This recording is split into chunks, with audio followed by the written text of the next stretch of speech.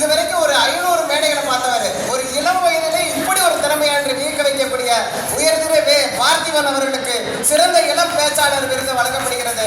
மிகச்சிறந்த பேச்சை கொடுக்கக்கூடியவர். தித்திக்கும் தமிழால் எத்திக்கும் மனப்பரப்பும் இவருடைய முத்தமிழ் பேச்சில் மூழ்கி திளைக்க காத்திருக்கிறோம். வருக தம்பி, உங்களுடைய வாழ்க்கை மனமிகுந்து வாழ வாழ்த்துகிறோம்.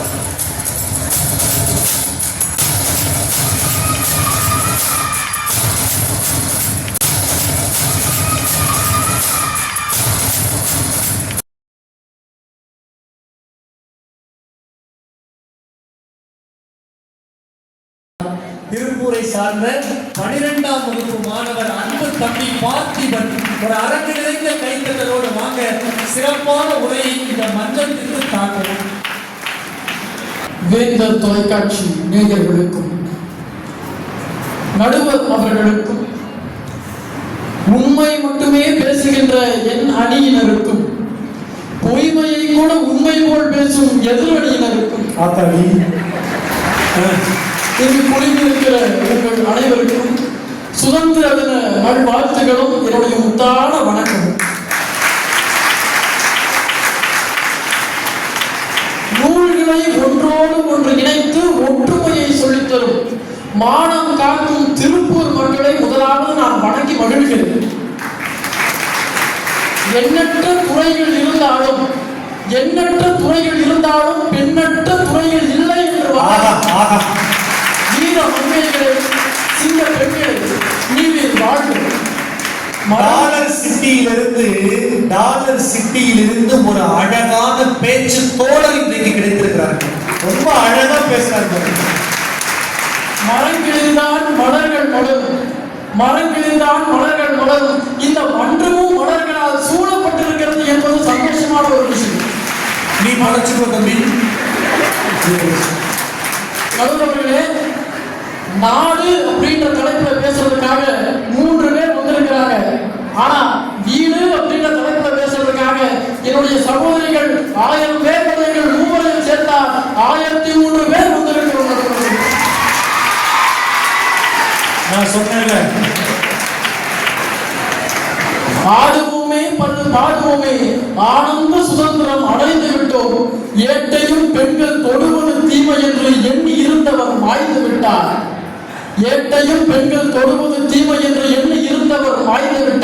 பட்டங்கள் ஆழ்வதும் சட்டங்கள் செய்வதும் பாரினை பெண்கள் நடத்த வந்தோம். 8 அறிவினில் ஆணுக்கு இங்கே பெண் இழைப்பே இல்லை என்று நாட்டு விடுதலை மட்டுமல்லாது வீட்டு விடுதலையும் கொண்டாடும் சுதந்திர தினத்தன்று உங்கள் முன்பாக உரையாற்றுவது எனக்கு மற்றற்ற மகிழ்ச்சி. நடுவர்களே, நீங்க வீடு தீர்ப்பு சொல்ல போறீங்கன்னு ஏற்கனவே தெரியும். அந்த அம்மா என்னன்னா, நீ ஒழுங்கா தீர்ப்பு சொல்லலைன்னா அப்படிங்குது. இவன் என்னடான்னா, நீங்க எங்களுக்கு போய் சொல்லுவீங்க எனக்கு தெரியுங்கிறேன். ஏன்னா பார்த்துட்டு இருக்கிற உங்க எல்லாருக்கும் தெரியும் நான் எவ்வளவு பாவமா உட்காந்துருக்கேன். ஏன்னா கோவை நகைச்சுவை மன்றத்துல ஒருத்தர் ஒப்புதல் வாக்குமூலம் கொடுக்கிறார். தன்னுடைய தாயின் மீது, தன்னுடைய வீட்டின் மேல எவ்வளவு அக்கறை இருந்தா 3 லட்சம் ரூபாய்க்கு ஃப்ரிட்ஜ் எடுத்து கொடுத்திருப்பாரு இஎம்ஐல.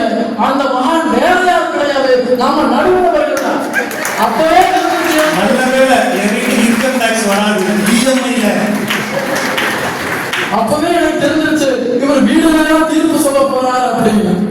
நாம முதல்ல வீட்டுக்கும் நாட்டுக்கும் இருக்கிற வேறுபாட்டை புரிந்து கொள்றோம். வீடு அப்படிங்கிறது கூடு மாதிரி, நாடு அப்படிங்கிறது கூண்டு மாதிரி. வீடு அப்படிங்கிற கூடுல நமக்கு ஆபத்து வரும் அப்படின்னு தெரியும். நம்மளை பாதுகாக்கிறதுக்கு என்னுடைய தாய் தந்தையர்கள் இருக்கிறாங்க அப்படின்ற நம்பிக்கையில அந்த பிள்ளைகள் வாழ்ந்து கொண்டிருக்கோம். ஆனா நாடு அப்படின்ற கூண்டுல நாம சந்தோஷமா பாதுகாப்பா இருக்கிறோம் அப்படின்னு தெரிந்தோம். இன்னொருத்தருடைய அடிமைத்தனத்தை நாம் வாழ்ந்து இருக்கிறோம் அப்படின்னு நினைக்கும் போது நம்முடைய சுதந்திரமாக பெருக்கிறது. பல மைலுக்கு அப்பால வேலை செய்யறவங்க கூட விடுமுறை அப்படின்னு ஒரு விட்டா வீட்டை நோக்கி தான் ஓடி வரானே தவிர வீட்டை விட்டு போட்டு நாட்டை நோக்கி யாருமே ஓடுறது கிடையாது.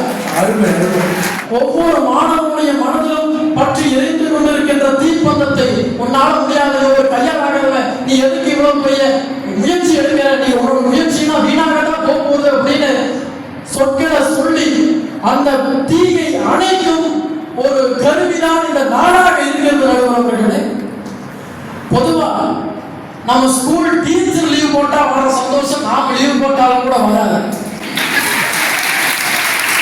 ஒரு காலத்துல எல்லாம் பள்ளிக்கூடத்துக்கு போற பையன் முக்கு பிள்ளையார் கோயில நின்று இன்னைக்கு வாத்தியார் வரக்கூடாது, கணக்குல டெஸ்ட் சொல்லியிருக்கிறாரு, தயவு செஞ்சு அவருக்கு வயிற்றால போனாலும் பரவாயில்ல, அவரை அனுப்பிச்சிடாத வேண்டிட்டு போவோம்.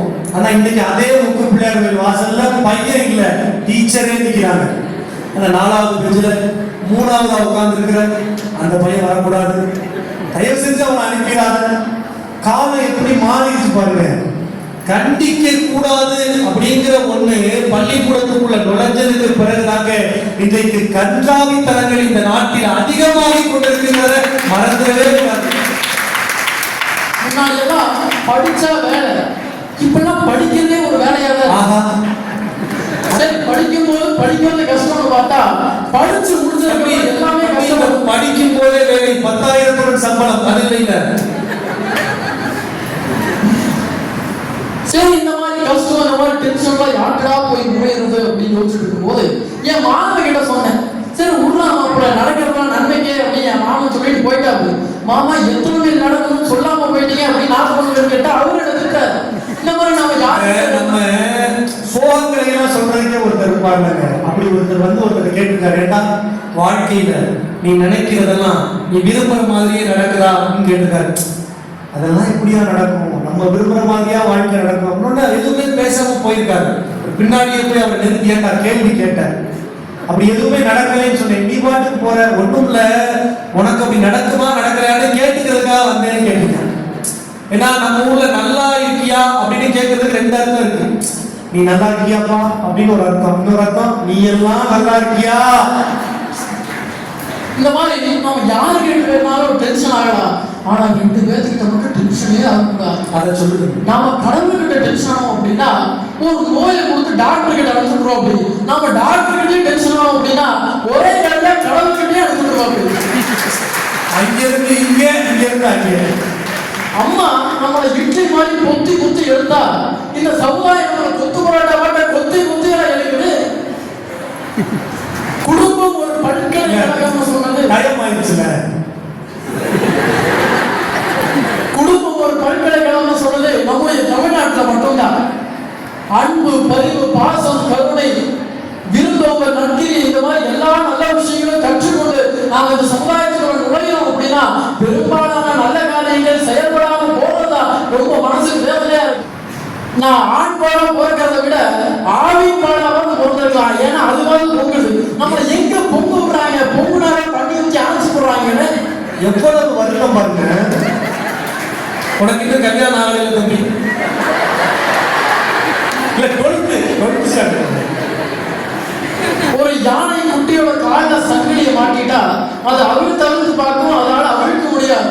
வளர்ந்ததுக்கு அப்புறமும் இது என்னால் அவிழ்க்க முடியாது அப்படின்ற மனநிலைக்கு அது பழக்கமாயிரும். இந்த சமுதாயம் இந்த நாட்டு கூடவே பழகி இந்த அவலங்கள் கூடவே பழகினவர்கள் மட்டும்தான் அந்த பக்கம் உட்கார்ந்து குரல் கொடுத்துட்டு இருக்காங்க.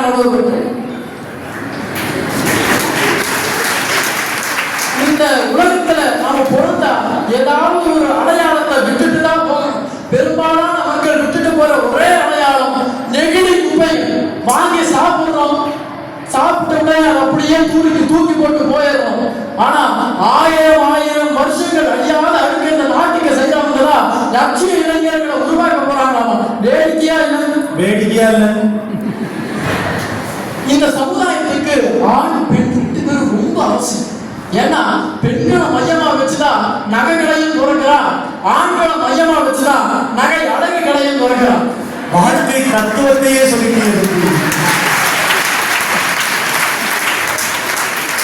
இந்த டிவியில அட்வர்டைஸ்மெண்ட் பார்க்கும்போது சில பேர் நம்மளே குழப்பம் போவாங்க. ஒரு நடிகர் என்ன பண்ணுவாரு, நம்பிக்கை அதானே எல்லாம் வாங்குங்க அப்படிங்கிறாரு. அவர் கூட ஜோடியா நடிச்ச ஒரு அம்மா உங்களுக்கு பிரச்சனையா, நாங்க இருக்கோம், எங்க கிட்ட வாங்க, அடமானம் யார் சொல்றதை நாங்க கேட்கறது. அதே மாதிரிதான் ஒரு நடிகர் எங்க கிட்ட செய்குடி சேதாரம் இல்லாம நகை வாங்க அப்படிம்பாரு. இன்னொரு நடிகர் எங்க கிட்ட அடகு வச்சுருங்க அப்படிம்பாரு.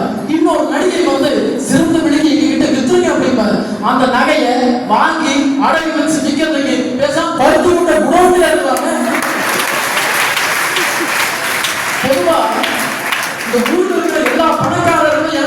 சொந்தக்காரன் ஆகணும் அப்படின்னு நினைக்கிறது உண்டு. ஊர்ல இருக்கிற எல்லா பணக்காரரையும் எனக்கு சொந்தக்காரன் ஆகணும் அப்படின்னு நினைக்கிறது உண்டு. ஆனா தன்னுடைய சொந்தக்காரன் பணக்காரன் ஆகிட்டா பங்களிப்பு பஞ்சம் ஆயிடும். ஒரு நண்பன் மனசு கஷ்டத்துல நான் சாக போறேன் அப்படின்னு ராத்திரி 12 மணிக்கு ஸ்டேட்டஸ் போட்டா ஹாப்பி ஜர்னியா மாப்பிள்ள அப்படின்னு கமெண்ட் போற காலம் கிடையாது. இந்த நாடு நமக்கு என்ன சொல்லித்தரு? ஒரு பிள்ளையை நம்ம பள்ளிக்கூடத்துல சேர்க்கும் பொழுது ஒரு கார்பரேஷன்ல வேலை செஞ்சுட்டு இருக்கிறாங்க அப்படின்னா நீ நல்லா படிக்கல அப்படின்னா அவங்கள மாதிரி குப்பாடுல சாக்கடை படிப்ப அதை மனசுல வச்சு நீ நல்லா படி அப்படின்னு சொல்லி தருவாங்க. ஆனா என்னுடைய அம்மா என்னுடைய அப்பா எனக்கு அப்படி சொல்லி தரது கிடையாதுங்க. நீ நல்லா படிச்சா மட்டும்தான் கண்டு அவருடைய வாழ்வாதாரத்தையும் உன்னால காக்க படி அப்படிங்கிறாங்க. ஒவ்வொரு மாணவர்களுக்கும் மூக்கு சக்தியாக இருப்பது அவர்களுடைய தாய் தந்தையர்கள் அவருடைய குடும்பம் மட்டும்தானே. அதெல்லாம் வாடியவர்கள் அழகா பாடியிருப்பார், அவர் அழகா எழுதியிருப்பாரு. அன்னையிடம் நீ அன்பை வாங்கலாம், தந்தையிடம் நீ அறிவை வாங்கலாம். அன்னையிடம் நீ அன்பை வாங்கலாம், தந்தையிடம் நீ அறிவை வாங்கலாம். இரண்டும் இருந்தால் பேரை வாங்கலாம், பேரை வாங்கினால் ஊரை வாங்கலாம். நல்ல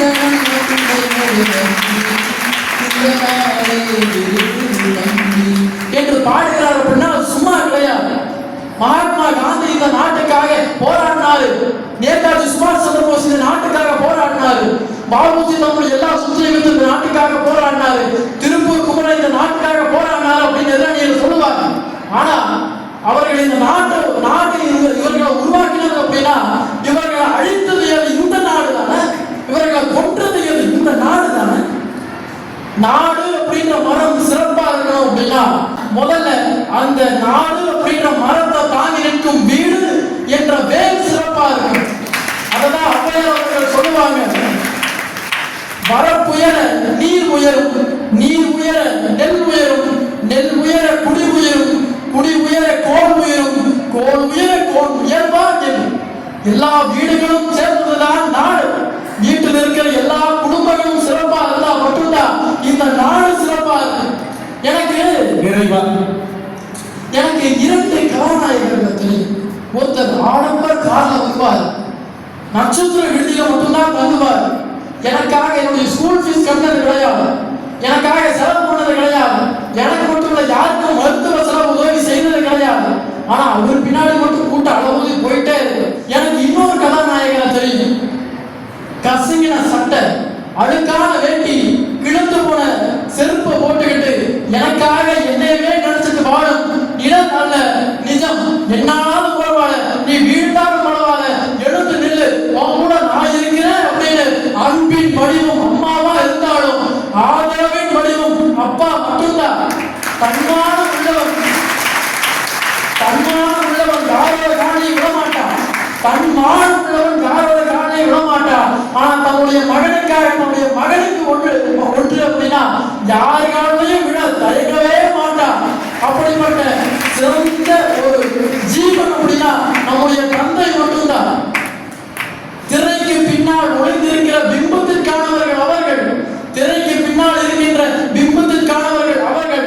ஆனால் உங்கள் உள்ளத்திலும் உங்கள் இல்லத்திலும் உங்களுக்காக வாழ்பவர்கள் அப்பா என்றால் மிகுந்த கடவுள் எழுப்புங்கள், உங்கள் கடவுளையே நிற்பாக அமையுங்கள் என்று கூறி பல வாய்ப்புக்கு நன்றிமாறாக விடைபெறுகிறேன். நன்றி.